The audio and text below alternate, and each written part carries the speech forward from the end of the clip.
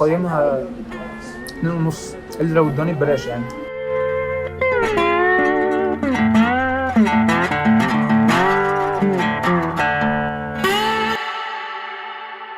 انتظام ما بعده انتظام. تحترمني يا باشا وما تخشش تشتمني على الانستجرام اديك فيديو.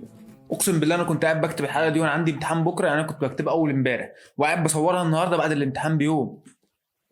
كارير يا باشا. المهم بما اني شاب، فانا كشاب بسعى ان انا ادور على وظيفه تاكلني وتشربني وتطلعني الساحل في الصيف وتجيب لي ايفون كده، اي حاجه تقول الو يا باشا، انت فاهم يعني. فانا عملت رحله بحث عن الوظيفه المناسبه اللي هتخليني اعمل كده، وهنزل لكم كذا حلقه بقى عن كذا وظيفه ونقعد نشرح الوظيفه دي بالتفصيل وايه العيوب اللي فيها وايه مميزاتها والكلام ده كله. فاول وظيفه معانا طبعا دي من اجمل الوظائف واسهلهم واحلاهم، وظيفه الفود ريفيور. هشرح لكم طبعا الوظيفه دي بالتفصيل وهفصصها لكم كده، وهشرح لكم كل الجوانب بتاعتها، يعني ايه محتوى الفود ريفيو ده اصلا ومين هو الفود ريفيور. فهي يعني حوار كبير لان انا قعدت كتير فشخ اول ما استوعبته، فحاولوا ان انتوا تستوعبوا معايا. الفود ريفيو ده هو عباره عن ان انت بتجيب الاكل وتقيمه.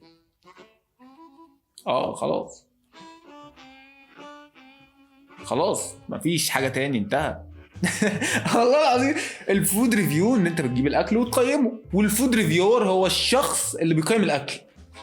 المزاجنجي، عمرو شريف، عمرو بيلا كده، يعني الاشخاص دي، او بمعنى صح ان انت تقول رايك في الاكل يعني. بس انا لحد دلوقتي انا مش عارف ايه مؤهلات ان انت تبقى فود ريفيور، يعني ايه مؤهلات ان انت تفتح قناه على اليوتيوب وتبقى فود ريفيور، ان انت يعني تقيم الاكل، يعني ايه مؤهلاتك ان انت تقيم الاكل. مش عارف الصراحه بناء عليه، يعني مثلا بناء على السن، بحيث ان مثلا ممكن يكون واحد عنده 150 سنه فهو بقى له 150 سنه بياكل، فهو كده معنى كده ان هو ينفع يقيم الاكل ويقول لنا ايه الحلو وايه الوحش. مش عارف، الراجل بقى له 150 سنه بياكل، يعني مفيش حد قاعد ياكل اكتر منه بقى. كل ما السن يكبر يعني 200 سنه فلا، ده كده اكستريم. مش عارف صراحه، ما عملش ده، يعني ما عملش الاختيار ده. ممكن تلاقي واحد عنده 150 سنه بس هو قد كده. انا بالنسبه لي الفود ريفيور لازم يكون فود ريفيور اللي هو باين عليه الفود كده، فاهم يعني. انا مثلا لو محمد عبعاطي مثلا او ممدوح نصر الله او احمد خيري، اي حد فيهم جه قال لي الاكله دي حلوه، خلاص يا باشا. مش قصدي حاجه والله العظيم عليهم يعني، بس الناس دي بجد شكلها عندها خبره مع الاكل بجد. فانا الصراحه مش عارف ايه مؤهلات ان انت تعمل فود ريفيو يعني، او ان انت تبقى فود ريفيور. مش عارف ايه المؤهلات الصراحه. اي حد ممكن يبقى فود ريفيور. عبد صاحبي مثلا ممكن يبقى فود ريفيور قد الدنيا، لان هو بيقعد ساعتين يرص في الطماطمايه ويقطعها على شكل سمايل ويعمل واحده ساد، فاهم، ويقعد الاثنين كده يقعد يتفرج عليهم شويه، بيحب يزين كده الاكل، فممكن يبقى فود ريفيور طبعا ناجح. او مثلا ابويا ممكن يبقى فود ريفيور ناجح فشخ، لان ابويا بيحب ياكل اكل جديد كل يوم. يعني اكل كان امبارح، لا خلاص يا باشا النهارده هناكل اكل جديد. وبيحب ان هو يعمل اكل.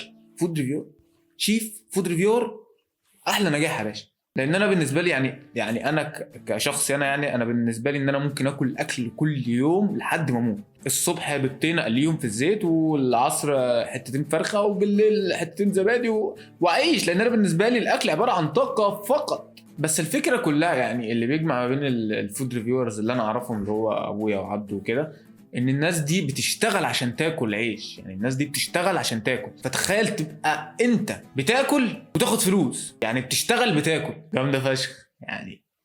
خلاص يعني اصلا انت مش بتحتاج الفلوس، انت تاخد تعمل بيها ايه، فاهم. فانت كده كده بتاكل اكلك وشربك وخلاص. الناس كلها بتشتغل عشان تاكل وتشرب، لا يا باشا انت بتشتغل بتاكل وتشرب. يا سلام على الحلاوه والحلويات.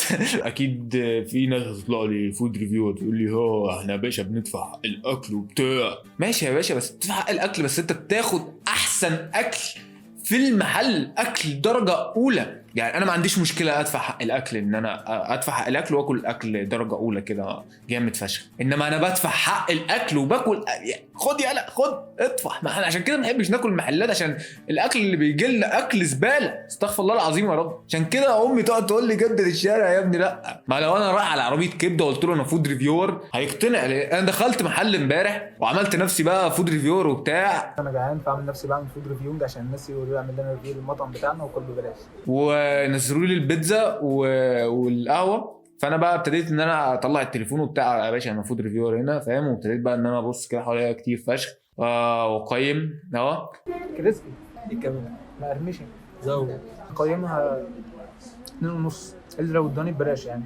جيت البيت والله العظيم، جت اللي شغاله في المحل قالت لي ايه رايك في البيتزا يا فندم وبتاع، فصدقت فشخ وكانت هتديني البيتزا ببلاش، بس انا ما باخدش حاجه ببلاش فدفعت حقها للاسف، بس انا كان نفسي اخدها ببلاش يعني. دلوقتي فود بلوجر. بس هم صدقوا يعني بجد، اصحابات المحلات محتاجين ان هم يراجعوا نفسهم شويه، مش اي حد فود ريفيور، مش اي حد. انا فود ريفيور ماشي، ادوني الاكل ببلاش بس ما تحسسوش ان انتوا بتجبوا عليا، لا ما اقدرش الصراحه اخد اكل ببلاش يعني، ما احسهاش كده، ما احسش ان انا احسش لما ادفع كده يا باشا 200 جنيه في بيتزايه واقعد اعيط في البيت بالليل، اخر 200 جنيه كلت بيها بيتزا ازاي؟ بس ده في حقها من عرق جبيني ومن عرق جبين ابويا. مات الاحساس. مات الاحساس عندي. وبعدين بعد حوار البيت ده فكرت بقى ان انا ادخل المحلات وابتدي بقى ان انا اقول لهم انا فود ريفيور وكده. بس اول سؤال سأل لي انت عندك كام فولورز، فطبعا انا اتحركت فشخ، فاعمل سبسكرايب عشان ابقى فود ريفيور ناجح، وهبعت لكل اسبوع جيف اواي طبق فراخ كريسبي. انا كداب طبعا، ما تعملش سبسكرايب عشان انا هديك وعد كداب. وطبعا بسبب ان الوظيفه دي سهله فشخ ومش محتاجه غير الموبايل بتاعك ومايك، ومش لو معكش مايك مش مهم، كاميرا بس. يعني عندك مثلا عمرو شريف ده كان نازل اسكندريه يوم وهو بيفطر صور فيديو، وهو بيتغدى صور فيديو، وهو بيتعشى صور فيديو، ضخ فيوز بالعبيط وفلوس، هو خارج عادي يعني، هو خارج.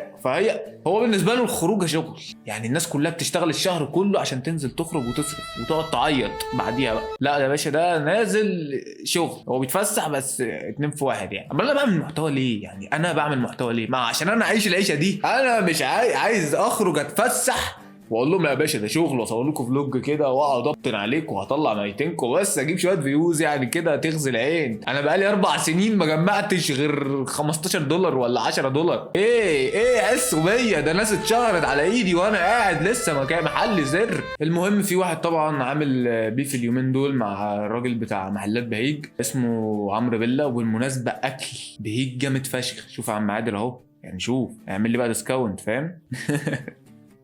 المهم يعني تعرف عمرو بيلا ده انا حاسه ايه؟ يعني مثلا عمرو بيلا ده ينفع ايه؟ حاسس عمرو بيلا ده موظف حكومي، مش اي موظف حكومي، موظف حكومي في الشهر العقاري في شبين الكوم، في المنوفيه، في حتت زي دي، اللي هو بيبعتك تختم ورقه من السودان وتجيله عشان ما رضيتش تديله شاي بالياسمين. مش هقول تديله ايه، محدش يعرف يمسك عليه حاجه، انا مش هتحبس. المهم ده اللي انا كنت حاسس عمرو بيلا طبعا قبل ما اكتشف ان هو سمكري. يعني هو طلع سمكري سيارات، طبعا صنايع قد الدنيا، هو صنعه احسن بكتير طبعا من الفود بلوجينج، طبعا بتكسب فشخ اي صنعه، انا برضه صنايعي. المهم فانا حاسس عمرو بيلا ده مثلا كان في يوم كده كان عايز ياكل اكله بقى نظيفه بقى، زي من الاكل الدرجه ثالثه اللي هو بعد الفود بلوجرز والامهات، فدخل عمل نفسه فود بلوجر زي كده ونزل له يا باشا احلى اكل بقى، لا ايزي جامده.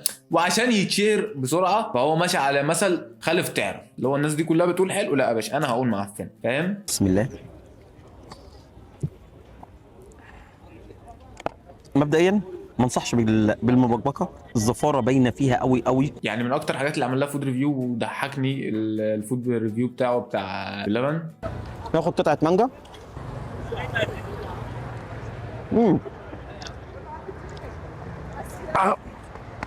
المانجا مجمده والله وجعت لي اسناني. انت ماسك طبق فيه مانجا واحنا في الشتاء، المانجا دي قعدت من الصيف للشتاء ازاي؟ اتجمدت عشان تعيش، راح جوه كده المانجا متلجه يا باشا. ما لازم تبقى متلجه يعني ما انت يا اما تاكلها بايظه يا اما مجمده، يعني اختار لك اوبشن، بس ما فيش اوبشن تاني. وبعدين في حاجه برضه ما فهمتهاش، راح جه ماسك البتاع وقال لك صوص البيستاشيو